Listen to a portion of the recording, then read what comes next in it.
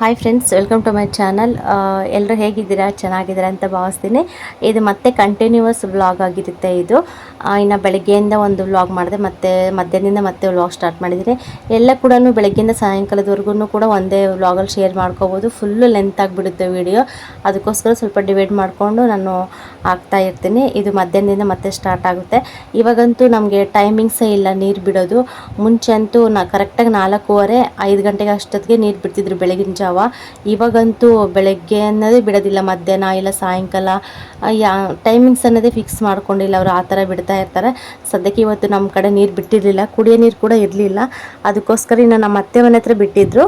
ಅದಕ್ಕೆ ಚಿಕ್ಕಮ್ಮ ನಾನು ಇಲ್ಲಿಂದನೇ ತೊಗೊಂಡೋಗ್ಬಿಡೋಣ, ಮತ್ತು ನಮ್ಮ ಕಡೆಗೆ ಬಿಡಲಿಲ್ಲ ಅಂದರೆ ಅಡುಗೆ ಮಾಡೋದಕ್ಕೆ ಕೂಡ ನೀರು ಇರೋದಿಲ್ಲ ಅಂತ ಹೇಳಿಬಿಟ್ಟು ಇನ್ನು ಅಲ್ಲಿ ಹಿಡಿಯೋಣ ಅಂತ ಹೋದ್ವಿ ನಮ್ಮ ಅತ್ತೆರ ಮನೆ ಹತ್ರ. ಇನ್ನು ಅವರು ಅಷ್ಟೇ ಅವಾಗ ತಾನೇ ಬಿಟ್ಟಿದ್ರು. ಫಸ್ಟ್ ಗೋಡೆಗೆಲ್ಲ ಬಿಟ್ಟಿದ್ರು ನೀರು. ಅವರು ಕೂಡ ಮನೆ ಕಟ್ಟಿಸ್ತಾ ಇದ್ದಾರಲ್ವ. ಇವಾಗ ಗೋಡೆ ಕಟ್ಟಿದ ಮೇಲಂತೂ ಸಖತ್ತು ನೀರು ಬಿಡಬೇಕು. ಗೋಡೆಗೆ ಎಲ್ಲ ಸಿಮೆಂಟಿಂದನೇ ಕಟ್ಟಿರ್ತಾರಲ್ಲ, ತುಂಬ ನೀರು ಕುಡಿತಾ ಇರುತ್ತೆ ಗೋಡೆ ಮಾತ್ರ. ಅಷ್ಟೇ ನೀರು ಬಿಟ್ಟರೆ ಮಾತ್ರ ಸ್ವಲ್ಪ ಗಟ್ಟಿ ಬರುತ್ತೆ ಗೋಡೆ. ಇಲ್ಲ ಬರೀ ಸಿಮೆಂಟ್ ಹಾಕ್ಬಿಟ್ಟು ಒಂದು ಸ್ವಲ್ಪ ಮೇಲ್ಮೇಲೆ ನೀರು ಬಿಟ್ಟು ಹಂಗೆ ಬಿಟ್ಬಿಟ್ರಂತೂ ಅದು ಏನಕ್ಕೂ ಕೂಡ ಯೂಸ್ ಆಗೋದಿಲ್ಲ. ಅಷ್ಟು ಇದು ಲೈಫ್ ಇರೋದಿಲ್ಲ ಅದಕ್ಕೆ. ಎಷ್ಟು ನೀರು ಕುಡಿಸ್ತೀವೋ ನಾವು ಅಷ್ಟು ಲೈಫ್ ಇರುತ್ತೆ ಅದಕ್ಕೆ. ಅದಕ್ಕೋಸ್ಕರ ಇನ್ನು ಅವರು ಫುಲ್ ಗೋಡೆಗೆಲ್ಲ ಬಿಟ್ಟಿದ್ರು. ಇನ್ನು ಗೋಡೆಗೆಲ್ಲ ಬಿಟ್ಟ ಮೇಲೆ ಇನ್ನು ನಾವು ಅಷ್ಟೇ ನೀರೆಲ್ಲ ಇಟ್ಕೊಂಬಂದ್ವಿ. ನೀರೆಲ್ಲ ಇಟ್ಕೊಂಡ್ಮೇಲೆ ಇಲ್ಲಿ ಬಂದು ಚಿಕ್ಕಮ್ಮ ಬದನೆ ಗಿಡ ಹಾಕಿತ್ತು. ಸುಮಾರು ಒಂದು ತಿಂಗಳಾಯ್ತು ಅನಿಸುತ್ತೆ ನಾನು ಇದು ವಿಡಿಯೋ ಮಾಡಿಲ್ಲ. ಸ್ವಲ್ಪ ಮಾಡಿದ್ದೆ, ಚಿಕ್ಕದಾಗಿ ಗಿಡ ಇತ್ತು ಅವಾಗ ಮಾಡಿದ್ದೆ. ಮತ್ತು ನೆಕ್ಸ್ಟ್ ಮಾಡ್ತಾಯಿದ್ದೀನಿ. ನಾನು ಊರಿಗೆ ಹೋಗಿದ್ನಲ್ವ, ಆವಾಗ ಚಿಕ್ಕಮ್ಮ ಸುಮಾರು ಬದನೆಕಾಯಿ ಎಲ್ಲ ಕಿತ್ಕೊಂಡ್ಬಿಟ್ಟು ಸಾಂಬಾರು ಕೂಡ ಮಾಡಿದ್ರು ಅಂತ. ಚೆನ್ನಾಗಿ ಬಿಟ್ಟಿತ್ತು ಬದನೆಕಾಯಿ. ಹೇಳಿದ್ರು ಅಲ್ಲಿ ಹೋಗು, ಗಿಡ ಇದೆ ಅಲ್ವಾ, ಬಿಟ್ಟಿದ್ರೆ ಕಿತ್ಕೊಂಬರೋ ಹೋಗು ಅಂತ ಹೇಳಿಬಿಟ್ಟು ಕಳಿಸಿದ್ರು. ನೋಡೋಣ ಇದಾವೋ ಇಲ್ಲ ಅಂತ ಬಂದೆ. ಚೆನ್ನಾಗಿದ್ದು, ಸ್ವಲ್ಪ ದಪ್ಪಕ್ಕೇನೆ ಚೆನ್ನಾಗಿದ್ದು ಬದನೆಕಾಯಿ. ಈ ಥರ ನೋಡಿ ಮನೆ ಹತ್ರ ಅಟ್ಲೀಸ್ಟ್ 1 ಗಿಡ 2 ಗಿಡ ಹಾಕ್ಕೊಂಡ್ರೆ ಬೇಜಾನು ಆಗುತ್ತೆ ತರಕಾರಿ. ಟೊಮೊಟೊ ಗಿಡ ಆಗಲಿ, ಈ ಥರ ಬದನೆಕಾಯಿ ಗಿಡ ಆಗಲಿ ಅದೆಲ್ಲ ಹಾಕ್ಕೊಂಡ್ರೆ ಚೆನ್ನಾಗಿ ಬಿಡುತ್ತೆ. ಇನ್ನು ಇಲ್ಲಿ ಕೂಡ ಅಷ್ಟೊಂದು 3 ಏನೋ ಸಿಕ್ಕು ನನಗೆ. ಮೀಡಿಯಮ್ ಸೈಜು ಸ್ವಲ್ಪ ಚೆನ್ನಾಗೇ ಇದ್ದು, ಅಂದರೆ ಫುಲ್ಲು ಒಳಗೆಲ್ಲ ಸ್ವಲ್ಪ ಅಂದರೆ ಮೇಲ್ಗಡೆ ನೋಡಿದ್ರೆ ಈ ಥರ ಸೈಜು ಕಾಣಿಸ್ತಾ ಇತ್ತು. ಆಗಲೇ ಸ್ವಲ್ಪ ಬಲ್ತೋಗ್ಬಿಟ್ಟಿದ್ವು. ಇನ್ನು ಎಳೆ ಬದನೆಕಾಯಿ ಅನ್ನಲ್ಲ, ಸ್ವಲ್ಪ ಚೆನ್ನಾಗಿ ಬಲ್ತಿದ್ವು. ಇಷ್ಟರೊಳಗೆ ಮುಂಚೆನೇ ಕಿತ್ಕೋಬೇಕಾಗಿತ್ತು, ಇನ್ನು ಕಿತ್ಕೊಂಡಿರಲಿಲ್ಲ ಚಿಕ್ಕಮ್ಮ. ಈ ಕಡೆ ಬಂದು ಇದು ಚಿಕ್ಕಡೆಕಾಯಿ ಬಳ್ಳಿ ಕೂಡ ಫುಲ್ಲು ಹೂವು ಬಿಟ್ಟಿತ್ತು. ಹೂವು ಬಿಟ್ಟು ಆಗಲೇ ಚಿಕ್ಕಡೆಕಾಯಿ ಕೂಡ ಬಿಡೋಕ್ಕೆ ಸ್ಟಾರ್ಟ್ ಮಾಡ್ತು. ನೋಡ್ತಾ ಇರ್ಬೋದು ಬಕೆಟ್ ತುಂಬ ಅದೆಲ್ಲ ತುಂಬಾ ನೀರೆಲ್ಲ ಸೇರಿಬಿಟ್ಟು ಫುಲ್ಲು ಸುಸ್ತಾಗ್ಬಿಟ್ಟಿತ್ತು. ಇನ್ನು ಹತ್ರನೇ ದೂರ ಏನಿಲ್ಲ, ಪಕ್ಕದ ಮನೆಯೇ. ಇಲ್ಲಿಗೆ ಮನೆಗೆ ತೊಗೊಂಬರೋದಕ್ಕೆ ಸ್ವಲ್ಪ ಇದಾಗುತ್ತೆ. ಅಲ್ಲೇ ಹೊಸ ಮನೆ ಹತ್ರ ಸೇರಿದ್ರೆ ಇನ್ನು ಹಂಗೆ ಅಲ್ಲೇ ಇಟ್ಕೊಂಡು ಎಲ್ಲ ತುಂಬಿಸ್ಬಿಟ್ಟು ನಾನು ಚಿಕ್ಕಮ್ಮ ಇಟ್ಕೊಟ್ಟಂಗೆಲ್ಲ ಕೂಡ ನಾನು ತೊಗೊಂಬಂದೆಲ್ಲ ತುಂಬಿಸ್ತಾ ಇದ್ದೆ. ಇನ್ನು ನಮ್ಮ ಗೋಡೆಗೂ ಅಷ್ಟೇ ತುಂಬ ನೀರು ಸಾಲ್ಟೇಜ್ ಬರ್ತಾ ಇರುತ್ತೆ. ಈ ಕಡೆ ಎಷ್ಟು ನೀರು ಬಿಟ್ಟರು ಅಷ್ಟೇ. ಇನ್ನು ಮನೇಲಿ ಕೂಡ ಜಾಸ್ತಿ ಜನ ಅಲ್ವಾ, ಇನ್ನು ಎಲ್ಲ ಕೂಡ ಅಡುಗೆ ಮಾಡೋದಕ್ಕೆ, ಪಾತ್ರೆ ತೊಳೆಯೋದಕ್ಕೆ, ಬಟ್ಟೆ ಒಗೆಯೋದಕ್ಕೆ, ಸ್ನಾನಗಳು ಮಾಡೋದಕ್ಕೆ ಅದಕ್ಕೆ ಸಾಕಾಗೋದೇ ಇಲ್ಲ ನೀರು. ಇನ್ನು ಗೋಡೆಗೆಲ್ಲಪ್ಪ ಜೋಡಿಸೋದು ಅನ್ನೋಷ್ಟು ಕಷ್ಟ ಆಗಿಬಿಟ್ಟಿದೆ ನೀರಿಂದಂತೂ. ಇನ್ನು ಆ ಕಡೆ ಲೈನು ಈ ಕಡೆ ಲೈನೆಲ್ಲ ಬಿಡುವಾಗೆಲ್ಲ ಕೂಡ ಚಿಕ್ಕಮ್ಮ ನಾನೆಲ್ಲ ತಂದು ಡ್ರಮ್ಗೆಲ್ಲ ಹಾಕ್ತಾ ಇರ್ತೀವಿ. ಇಷ್ಟು ದಿನದಿಂದ ನಮ್ಮ ಸಹನವರೆಲ್ಲ ಇದ್ದರು. ಇನ್ಮೇಲೆ ಸ್ಕೂಲ್ ಸ್ಟಾರ್ಟ್ ಆಯ್ತಲ್ವ, ಇನ್ನು ಸ್ಕೂಲ್ಗೆ ಹೋಗ್ಬಿಟ್ಟಿದ್ದಾರೆ ಅವ್ರು. ಇವಾಗ ಸದ್ಯಕ್ಕೆ ಯಾರಿಲ್ಲ ಮಕ್ಕಳು, ಅದಕ್ಕೋಸ್ಕರ ಇನ್ನು ನಾವೆಲ್ಲ ನೋಡ್ಕೋಬೇಕಾಗುತ್ತೆ. ಇವಾಗಂತೂ ನೀರಿಂದ ಏನೂ ತೊಂದರೆ ಇಲ್ಲ, ಸಖತ್ತು ನೀರು ಬರುತ್ತೆ. ಬಟ್ ಬಿಡೋರೇ ಕಷ್ಟ ಆಗಿದೆ ಇವಾಗ. ಇಲ್ಲಂತೂ ಸರಿಯಾಗಿ ಬಿಡೋರೇ ಸಿಗ್ತಾ ಇಲ್ಲ. ಯಾಕಂದರೆ ತುಂಬ ದೊಡ್ಡೂರು, ಸಖತ್ತು ವಾಲುಗಳೆಲ್ಲ ತಿರುಗೋದು, ಮತ್ತು ಒಂದೊಂದು ಏರಿಯಾಗೆ ಒಂದೊಂದು ಸತಿ ಬಿಡೋದು ಸ್ವಲ್ಪ ರಿಸ್ಕ್ ಆಗುತ್ತೆ. ಅವರು ಕೂಡ ಇನ್ನು ಇವಾಗ ಹೊಸ್ದಾಗೆಲ್ಲ ಸೇರ್ಕೊಂಡ್ಬಿಟ್ಟಿದ್ದಾರೆ. ಅವ್ರಿಗೆ ಸರಿಯಾಗಿ ಗೊತ್ತಾಗ್ತಾ ಇಲ್ಲ. ನಮಗೆ ಮುಂಚೆ ನೀರು ಬಿಡ್ತಾ ಇದ್ರಲ್ವ, ಅವರು ತಾತನಿಗೆ ಫುಲ್ ವಯಸ್ಸಾಗಿಬಿಟ್ಟಿದೆ ಆಗಲೇ. ಇನ್ನು ಅವರು ಇವಾಗ ರಿಟೈರ್ಡ್ ಆಗಿ ಮತ್ತೆ ಬೇರೆಯವ್ರು ಸೇರ್ಕೊಂಡಿದ್ದಾರೆ. ಅವ್ರಿಗೆ ಸ್ವಲ್ಪ ಕನ್ಫ್ಯೂಸ್ ಆಗ್ತಾಯಿದೆ, ಯಾವ ಏರಿಯಾಗೆ ಯಾವ ಟೈಮಿಂಗ್ಸಲ್ಲಿ ಬಿಟ್ಟರೆ ಚೆನ್ನಾಗಿ, ಹೆಂಗೆ ಟೈಮ್ ಸೆಟ್ ಮಾಡ್ಕೋಬೇಕು ಅನ್ನೋದು ಇನ್ನೂ ಗೊತ್ತಿಲ್ಲ ಅನಿಸುತ್ತೆ. ಹಾಗಾಗಿ ಸ್ವಲ್ಪ ನಮಗೆ ಇದಾಗ್ತಾಯಿದೆ. ಆ ತಾತ ಆಗಿದ್ದರೆ ಬೆಳಗ್ಗೆ ಅಷ್ಟೊತ್ತಿಗೆ ಬಿಟ್ಬಿಡ್ತಿದ್ರು. ಇನ್ನು ಎದ್ದೇಳೋ ಟೈಮಲ್ಲಿ ಬಿಡ್ತಿದ್ರಲ್ವ, ಇನ್ನು ಎದ್ಬಿಟ್ರಂತೂ ಇನ್ನು ಮಲಗೋದಕ್ಕೆ ಮನಸ್ಸು ಬರ್ತಾ ಇರಲಿಲ್ಲ.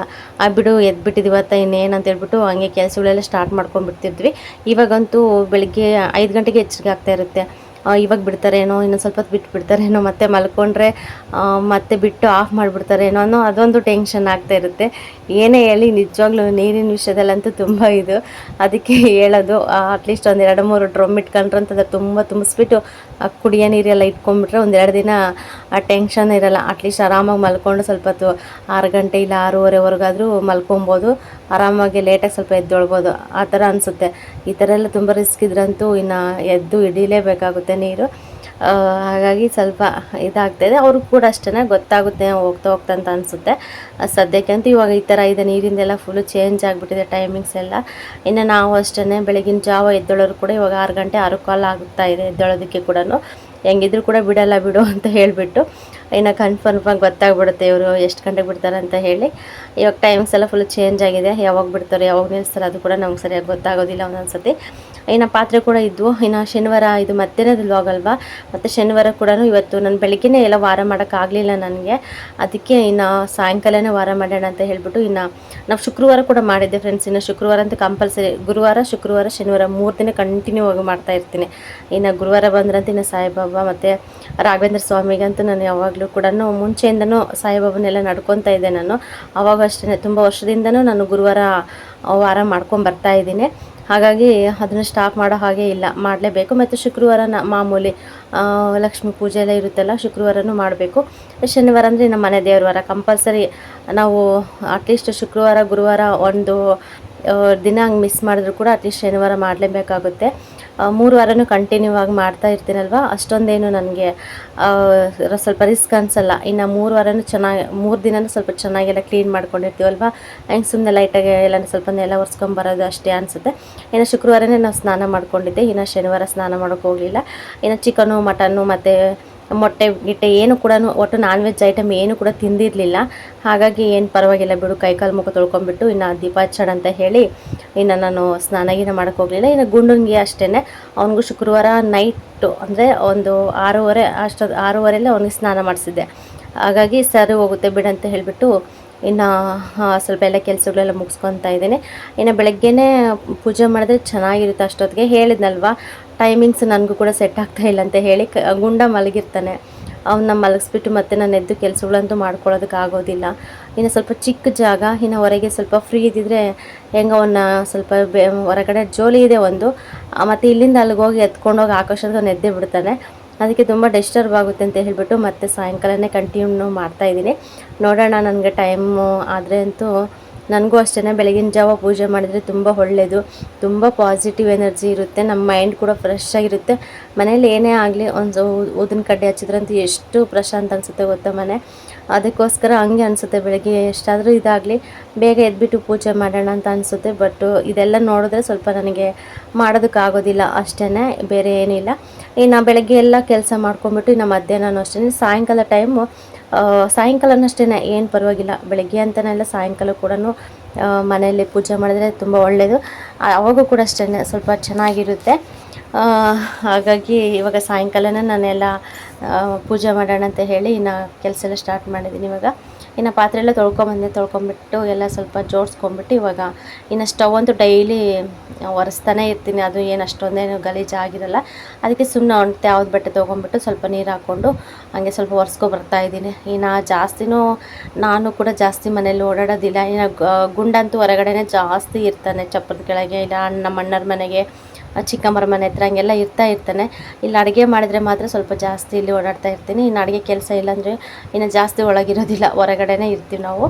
ಹಾಗಾಗಿ ಅಷ್ಟೊಂದೇನು ಇದಿರೋದಿಲ್ಲ, ನೀಟಾಗೇ ಇರುತ್ತೆ. ಯಾವಾಗಲೂ ಅಷ್ಟೇ ತುಂಬ ನೀಟಾಗಿರುತ್ತೆ. ಇನ್ನು ನಾನು ಅಷ್ಟೇ ಬೆಳಗ್ಗೆ ಎದ್ದ ತಕ್ಷಣ ಏನೇನು ಕೆಲಸ ಇರ್ತದೆ ಎಲ್ಲ ಮುಗಿಸ್ಕೊಂಬಿಟ್ಟು ನೀಟಾಗಿ ಇಟ್ಕೊತೀನಿ ಆದಷ್ಟು. ಇನ್ನು ಇರೋದೇ ಸ್ವಲ್ಪ ಜಾಗ ಅಂದರೆ ಇನ್ನು ನೀಟಾಗಿ ಇಟ್ಕೊಳ್ಳೇಬೇಕು. ಒಂದು ಸ್ವಲ್ಪ ಏನಾದರೂ ಚೆಲ್ಲೆ ಪೆಲ್ಲೆ ಆದ್ರಂತೂ ಒಂಥರ ಕಾಣಿಸ್ತಾ ಇರುತ್ತೆ, ಎಲ್ಲ ಅಳ್ದುಕೊಂಬಿಟ್ಟಿದ್ದೀನಿ ಅನ್ನೋಷ್ಟು ಆ ಥರ ಕಾಣಿಸ್ತಾ ಇರುತ್ತೆ ಮನೆ. ಅದಕ್ಕೆ ಇರೋ ಅಷ್ಟಾಗಲಿ ಸ್ವಲ್ಪ ನೀಟಾಗಿ ಇಟ್ಕೊತಾ ಇರ್ತೀನಿ. ಇನ್ನು ಇಷ್ಟೇ, ಎಲ್ಲ ಕೂಡ ನೀಟಾಗಿ ನೆಲ ಒರೆಸ್ಕೊಂಬರ್ತಾಯಿದ್ದೀನಿ. ಇನ್ನು ಹಳ್ಳಿ ಕಡೆ ಅಷ್ಟೇ ಸುಮಾರು ಜನ ಬೆಳಗ್ಗೆ ಅಷ್ಟೊತ್ತಿಗೆ ಕೆಲಸಕ್ಕೆ ಹೋಗ್ತಾ ಇರ್ತಾರೆ. ಇನ್ನು ಕೂಲಿ ಹೋಗೋರು ಇರ್ತಾರೆ ಕೂಲಿ ಹೋಗೋರು ಕೂಡ. ಅವ್ರಿಗೆ ಬೇಗ ಎದ್ಬಿಟ್ಟು ಅಡುಗೆ ಮಾಡ್ಕೊಂಡು ಹೋಗೋದೇ ಸ್ವಲ್ಪ ಕಷ್ಟ ಆಗಿರುತ್ತೆ. ಇನ್ನು ವಾರ ಎಲ್ಲ ಮಾಡೋದಕ್ಕಾಗೋದಿಲ್ಲ.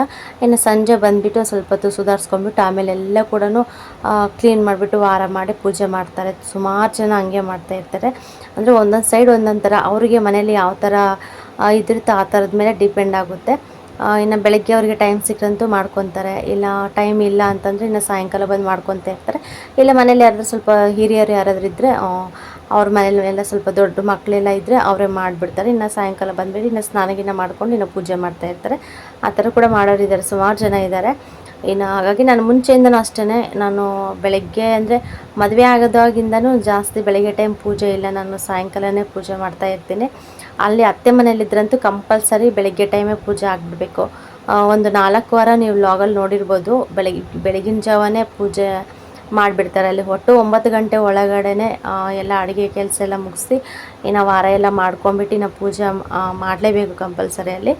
ಅಲ್ಲಿ ಹೋದರೆ ಅಲ್ಲಿಗೆ ಅಡ್ಜಸ್ಟ್ ಆಗಬೇಕು. ಇನ್ನು ಇಲ್ಲಿದ್ರಂತೂ ಇಲ್ಲಿ ಯಾವ ಥರ ಇತ್ತು ಆ ಥರ ಅಡ್ಜಸ್ಟ್ ಆಗಬೇಕಾಗುತ್ತೆ. ಅಲ್ಲಿ ಅಷ್ಟೇ ಬೆಳಗಿನ ಜಾವ ಪೂಜೆ ಮಾಡಿಬಿಟ್ಟು ಮತ್ತು ಸಾಯಂಕಾಲ ಕೂಡ ದೀಪ ಹಚ್ತಾರೆ.